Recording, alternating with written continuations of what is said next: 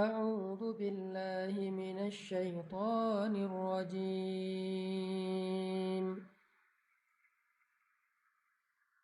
بسم الله الرحمن الرحيم. ألف لام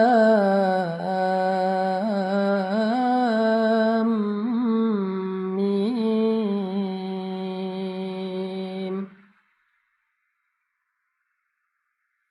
أحسب الناس أن يتركوا أن يقولوا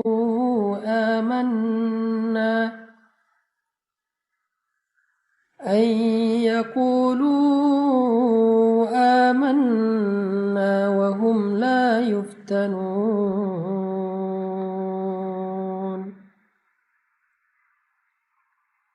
ولقد فتنا الذين من قبلهم فليعلمن الله الذين صدقوا وليعلمن الكاذبين.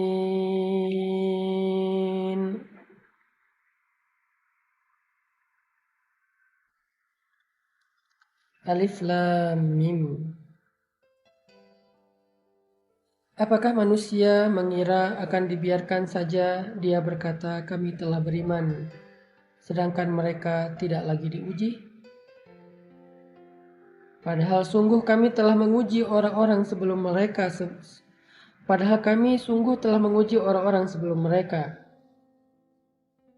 Maka Allah akan tahu siapa orang-orang yang jujur dan siapa orang-orang yang pendusta. Sadaqallahul Adzim. Ini adalah janji Allah kepada setiap orang yang berhijrah.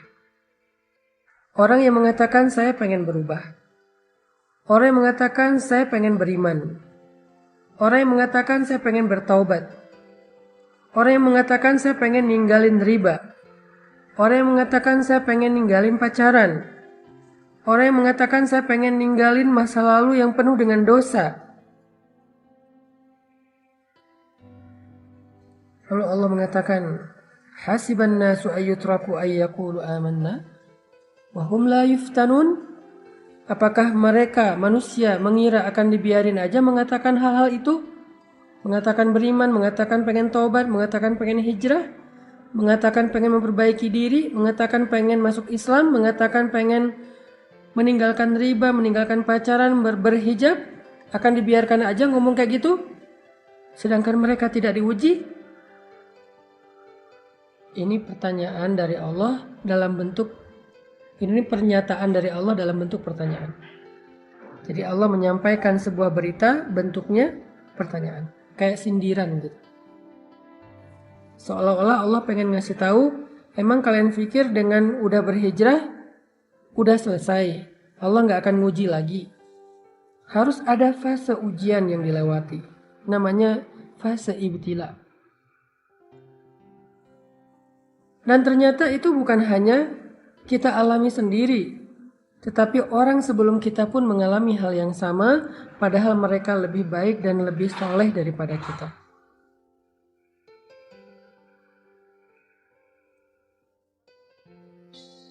وَلَقَدْ فَتَنَّا الَّذِينَ مِنْ قَبْلِهِمْ فَلَيَعْلَمَنَّ اللَّهُ الَّذِينَ صَدَقُوا وَلَيَعْلَمَنَّ الْكَاذِبِينَ.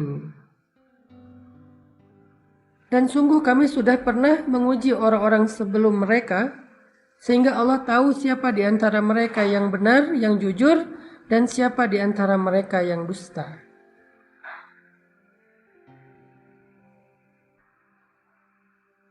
Bilal bin Rabah, ketika beliau masuk Islam, Allah mengujinya, ketahuan lagi sholat oleh tuannya, sehingga akhirnya beliau disiksa oleh Umayyah bin Khalaf dengan penyiksaan yang luar biasa. Asiyah istri Fir'aun, ketahuan sudah beriman kepada agamanya Musa, langsung disalib di pohon korma oleh suaminya sendiri sampai wafat.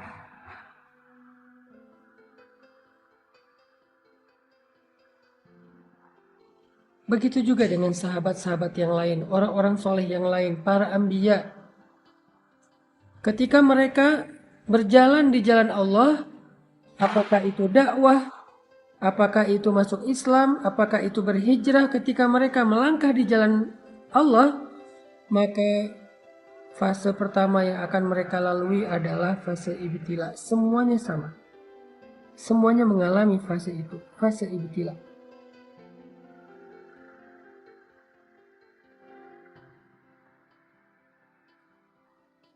Semuanya mengalami itu. Cuman varian dan bentuk dari ibtila dan ujian itu yang beda-beda antara satu dengan yang lain, teman-teman. Jadi kita nggak sendiri. Orang yang lebih soleh dari kita pun mengalami. Kalau kita protes bilang, ya Allah kenapa saya? Enggak, bukan kita doang. Kita mungkin kegeeran kalau kita bilang, kenapa saya? Atau mungkin kita salah kias, salah membandingkan.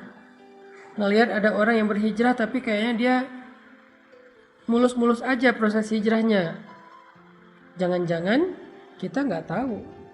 Jangan-jangan kita nggak terlalu dekat dengan dia. Jangan-jangan kita salah sangka tentang dia.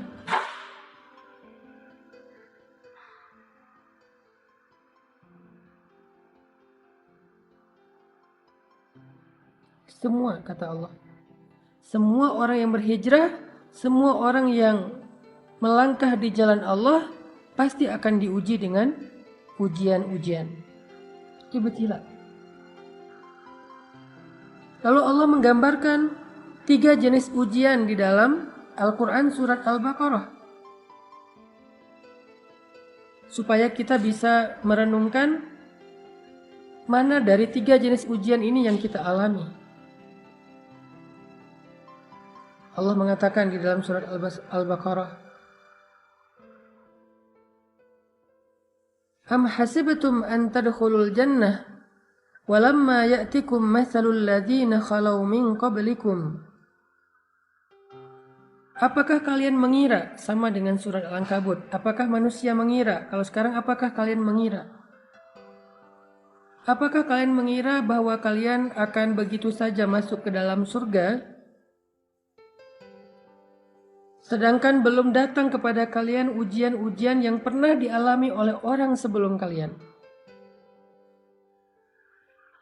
Jadi kalau tadi, apakah manusia mengira akan dibiarkan saja mengatakan beriman padahal belum diuji? Kalau sekarang, apakah kalian mengira akan masuk surga begitu aja padahal kalian belum diuji? Walamma ya'tikum mathalul ladzina khalau min qablikum. Padahal belum datang kepada kalian ujian-ujian yang pernah datang kepada orang sebelum kalian. Sama maksud dari ayatnya.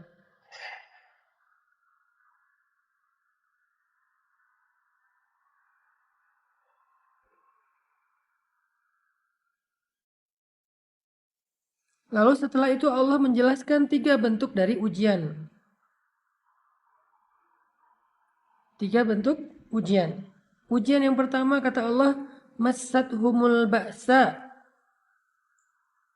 Mereka diberikan ujian fisik. Wad-dharra, mereka diberikan ujian harta. Wazulzilu, mereka diuji dengan ujian perasaan. 3 jenis ujian kata Allah. Ba'sa, dharra, zulzilu.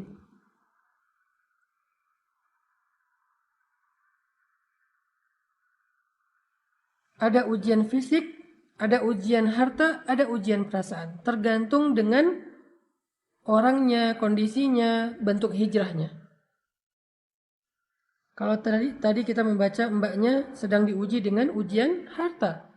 Yang ketika dia meninggalkan pekerjaan yang ada ribanya, maka kemudian dia tidak mendapatkan pekerjaan lain sehingga dia sekarang mengalami kesulitan secara finansial. Ini ujian dharra, ujian harta. Massathumul ba'sa wad-dharra wazulzilu. Mereka ditimpa dengan ujian fisik, ujian harta, dan ujian perasaan. Dan Allah menggambarkan istilah ujian perasaan itu dengan kata-kata zulzilu, diguncang. Rasanya itu kayak tergoncang. Ini kepada semua orang yang Allah janji. Nggak ada yang enggak. Semua ngalami. Ada yang mengalaminya ujian fisik, lelah, sakit. Kalau sahabat dulu disiksa. Ada yang mengalami ujian harta, ditipu orang, kelaparan, bangkrut, nggak punya kerjaan, nggak punya penghasilan, habis hartanya. Ada yang diuji dengan ujian perasaan, disakiti, ditinggalkan, dikhianati, dihina, dicela, dicemooh, digibahin, difitnah, dan seterusnya. Semuanya mengalami salah satu dari 3 ujian ini atau ketiga-tiganya.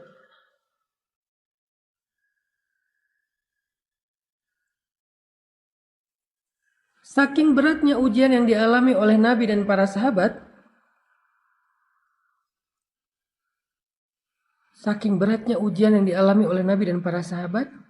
sampai mereka mengatakan, "Mata nasrullah?" Hatta yaqula ar-rasul walladzina amanu ma'ahu, "Mata nasrullah?" Kapan datangnya pertolongan Allah? Saking beratnya ujian mereka. Kapan datangnya pertolongan Allah?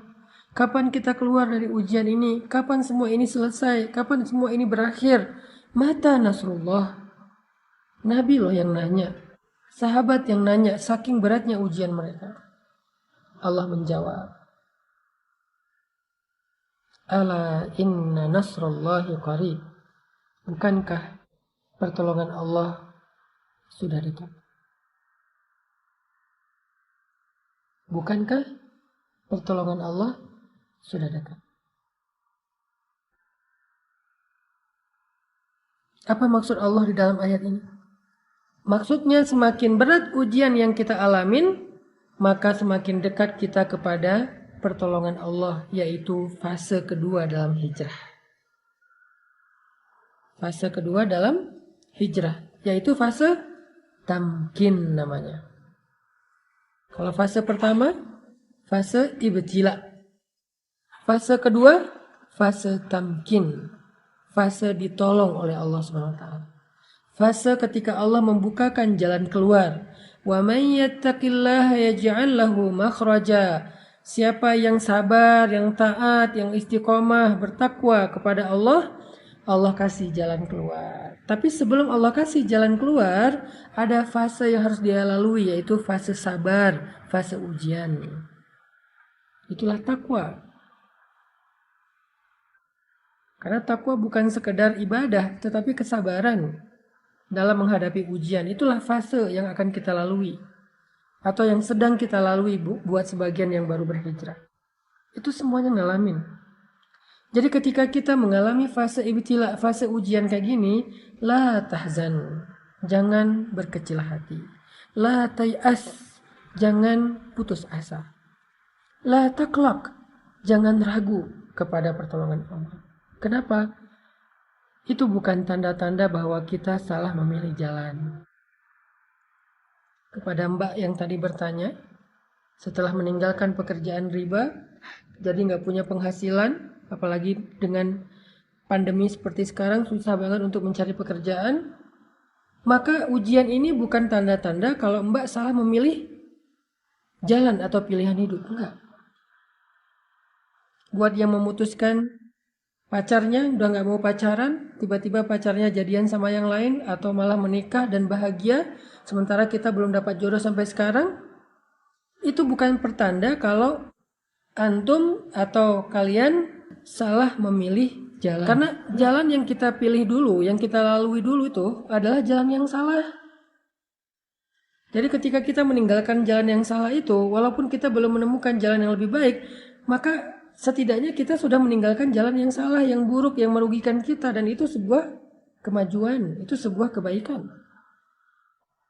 Jangan sampai kita menyesal meninggalkan pekerjaan yang ada ribanya dengan mengatakan, "Duh, sekarang saya nggak punya penghasilan, saya nggak punya pemasukan, saya nggak punya pekerjaan. Sedih juga sih udah ninggalin kerjaan yang dulu. Kalau dulu masih ada penghasilan, walaupun haram." Enggak. Keadaan kita sekarang tanpa penghasilan itu lebih baik daripada dulu ketika kita mendapatkan harta-harta yang haram. Sekarang tuh lebih baik. Walaupun mungkin sedikit merepotkan keluarga. Ada ujian tadi, dihina orang, diomongin orang, di apa eh, dikritik orang, dicela orang, ujian perasaan kan. Tapi sekarang lebih baik daripada tadi. Kenapa? Mana ada ceritanya dosa itu lebih baik daripada ketika kita menempuh jalan Allah dengan segala resikonya. Enggak. Mbak yang udah kehilangan pekerjaan tetapi hartanya riba, sekarang nggak punya pekerjaan tetapi hartanya berkah, sekarang jauh lebih baik. Hanya mungkin sekarang sedang mengalami fase ibtila, fase diuji. Dan fase ujian itu akan naik terus tingkatannya. Akan naik terus tensinya. Makin lama makin berat, makin panas, makin luar biasa, makin beban. Akan naik terus seperti malam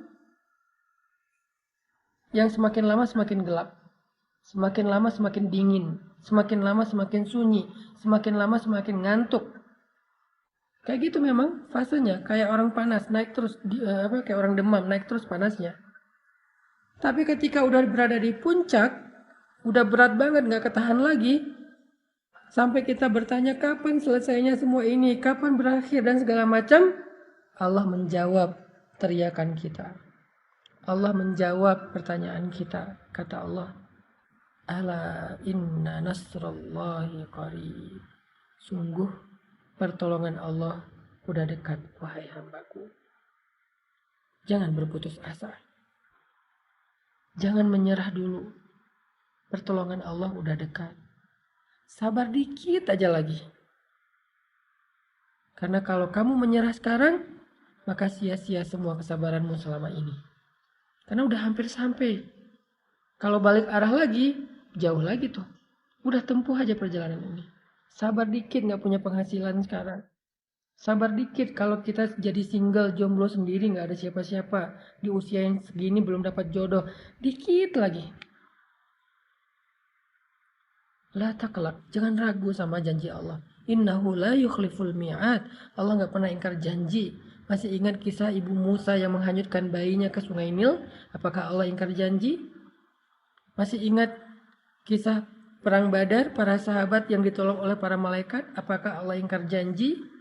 Masih ingat cerita Musa hijrah ke Madian kemarin? Apakah Allah ingkar janji? Masih ingat cerita-cerita yang kita bahas di live berikutnya? Kisah-kisah yang ada di dalam Al-Quran sebagai bukti apakah Allah ingkar janji? Kalla, sama sekali enggak. Jadi jangan ragu. Jangan sampai kita suuzon sama Allah. Jangan sampai kita ngerasa bahwa kita salah pilih jalan. Lalu kita menyesal sudah memilih jalan Allah ini, jalan hijrah. La taqlaq, jangan meragukan Allah. La tahzan, jangan berkecil hati. La tay'as, jangan berputus asa. Ala inna nasrallahi qarib. Pertolongan Allah sebentar lagi akan datang. Udah on the way. Pertolongan Allah udah on the way. Bentar lagi sampai. Jangan sampai kita cancel ordernya. Padahal kurirnya udah hampir sampai tuh di depan rumah kita. Dikit lagi. Kenapa Allah tunggu lama banget? Kenapa Allah kasih saya waktu sampai kayak gini? Fala ya'lamannallahu alladhina shadaqu wa la ya'lamannal kadhibin. Allah pengen lihat siapa dari kita yang layak mendapatkan betapa istimewanya pertolongan Allah.